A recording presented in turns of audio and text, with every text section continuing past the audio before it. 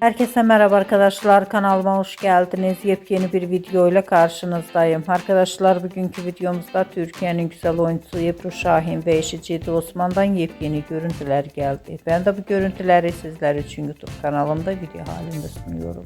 Umarım beğenirsiniz. Arkadaşlar, videomu beğendiyseniz kanalımı izlemeyi ve bildirim butonuna basmayı unutmayın.